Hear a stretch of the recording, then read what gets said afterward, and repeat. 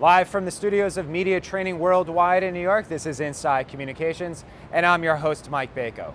If you never thought that the world of beauty had an ugly side, well, think again. Today we go inside with Yellow Sky Agency's Marcy Clark and her campaign for the book, Beauty Wars. Coming up next on Inside Communications.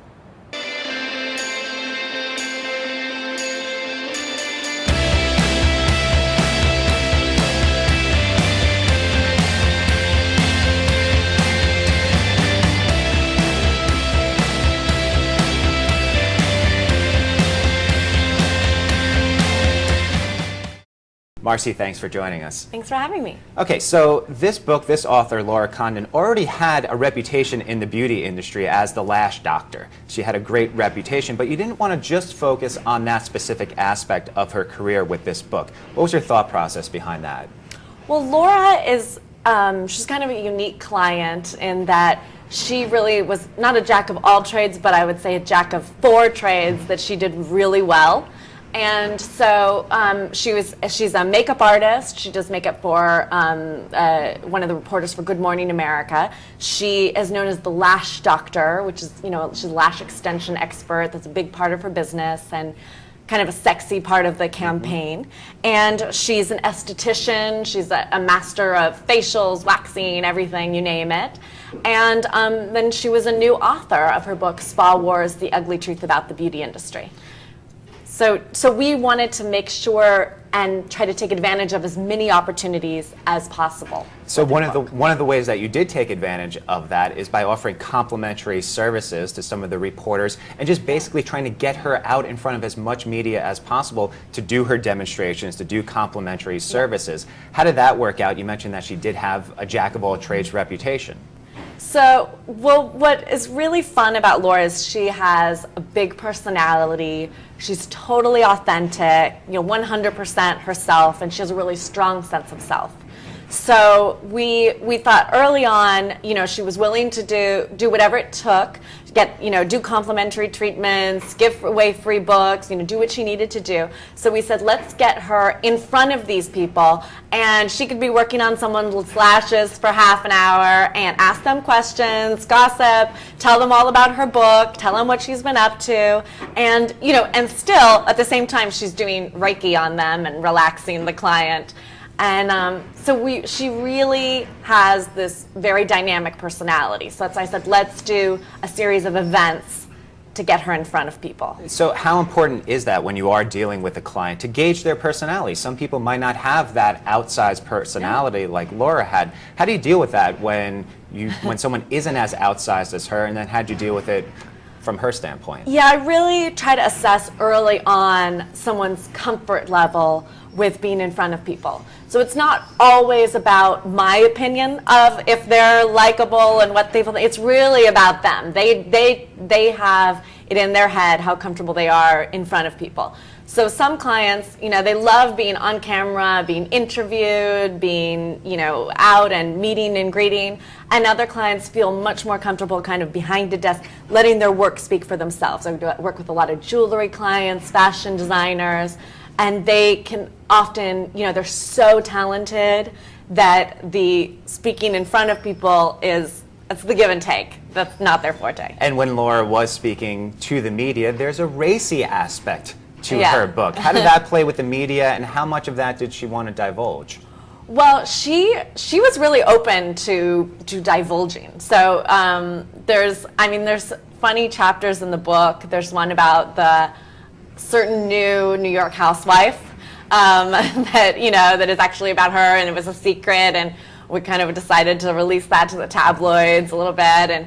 And there's parts of the book that are about waxing obese women, and what's an esthetician really thinking when they're talking, when they're massaging down a really hot guy, and there's what happens when the spa door closes, sex in the treatment rooms, everything you can imagine. And some of it I was on the cautious side, and I'd be like, do you want to say this because this is the potential drawback?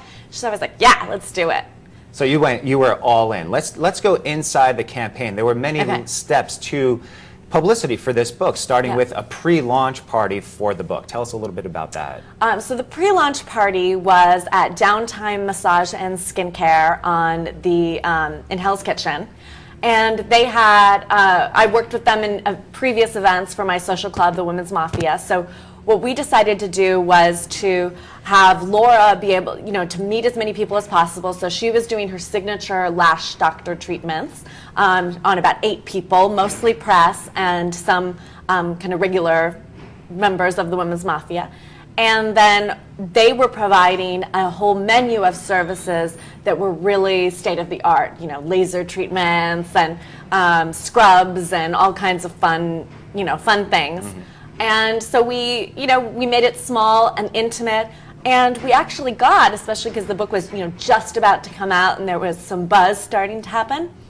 We had Essence Magazine, the New York Times, Brides Magazine, Vogue. So a lot of editors came out, they got the press kit, they met Laura, either she worked on them or somebody else worked on them, and they got to know her, and we started a relationship with Flo Anthony, who has a radio show, On the Go with Flo, and 30 markets, and we ended up, later that really paid off for us. And how important is getting that one-on-one FaceTime with the reporter, as opposed to just sending out a press release, which sometimes, if you're a reporter working on a beat, you may get a dozen press releases in a given day, if not more. How important is it to build up that relationship of meeting someone face-to-face, even if it's only for 5 minutes, but having that procedure done, meeting them, and then furthering that relationship? I think that it's the difference between a press happening and not happening. So I think it's the difference between a placement and no placement, because if sometimes you can get in there with just a press release, but from my experience, mostly it takes the calls, it takes the events, it takes offering them an exclusive angle, some kind of interview. If you aren't willing to be creative, then you're not doing your job. Okay, and let's take the creative aspect of the second part, having the actual book party for the publication at Patricia Field's store. Yeah. How was that in terms of getting publicity? So that was amazing. I was just pulling in every favor I could for Laura. So a good friend of mine runs the salon at Patricia Field, a very high-end, really cool salon.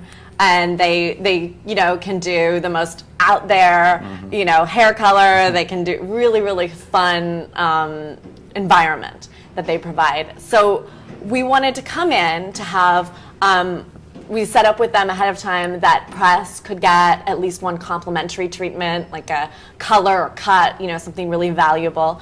And the public could get an inexpensive treatment at the event.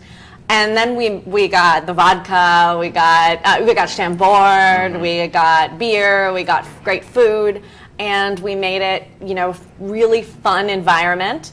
And the Patricia Field brand and the environment is already fun, so that made it just all together. It was just a really memorable event, and we got a lot of press coming out and 30 press mentions. So you get 30 press mentions. Yeah. Not including the radio. Not including the radio, which was nationwide. So that's traditional press. The third aspect of the campaign was inviting editors, bloggers, tastemakers, influential people to the Arrojo Salon. And you might remember Nick Arrojo from the What Not to Wear shows. How important is it to reach out to those bloggers who are the tastemakers, the trendsetters, reaching out to them, getting them involved in the process as well? I think it's really important. I've forged a relationship and started working with, I work with a lot of bloggers, but I forged a relationship and started working with the NYC Fashion Bloggers Meetup Group in New York, which is 80 bloggers rich at this moment, and they're growing all the time. And so I love doing events with them. We're planning a series of events throughout the year, that are gifting suites and that are, that feature fun kind of dynamic interactions with them. So for that event, we had Laura doing a book reading. So that was really fun because she's got this great personality, and we'd wanted to do a book reading, but we needed the right environment, something where, the hair and the treatments people were getting weren't way too involved, and where, we could bring everybody together, and it was the right amount of people, an intimate, educated setting. This was fashion bloggers and people in the beauty industry only. It was just press. So what would you recommend for future campaigns for someone who doesn't have these traits, that they could have a complimentary spa service, or they could work with clients and press one-on-one? What about for those clients that don't have that? Well, I think every client has something that makes them unique. And every client has something that, some way that they can engage and show their art in front of the press. So for a fashion designer, it might be making a custom garment for press, having some kind of contest around that.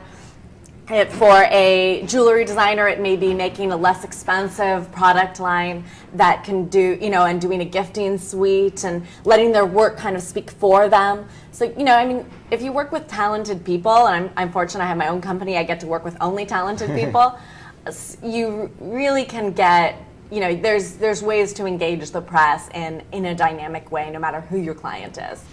And I have a new client who's going to be walking across the country.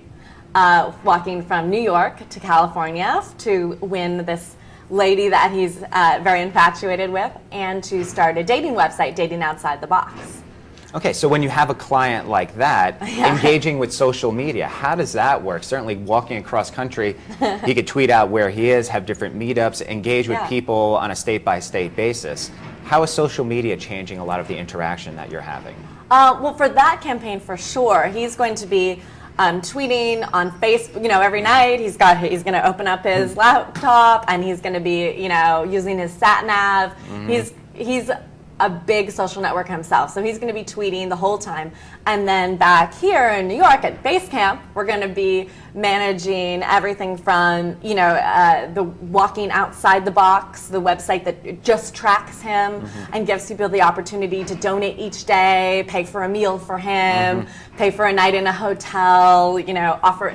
And along the way, people can come, they can walk with Scott, they can meet Scott, they can feed Scott, they can have Scott stay at their house, ladies can come tempt Scott. So I don't think his girlfriend would like that too much. Well, they're not official yet, so he's wooing her. Okay. Yeah. Well, maybe you could come back and tell us about that campaign. I think it's going to be pretty great, and hopefully, he's in full beard now, so you got to meet him too. He's also not going to shave until he gets there, and he's already got this much beard. All right, well that's going to be certainly an interesting thing to see at the very end of his trek across country. Marcy, thanks for joining us today. Thanks for going inside communications with us. Thanks, Mike.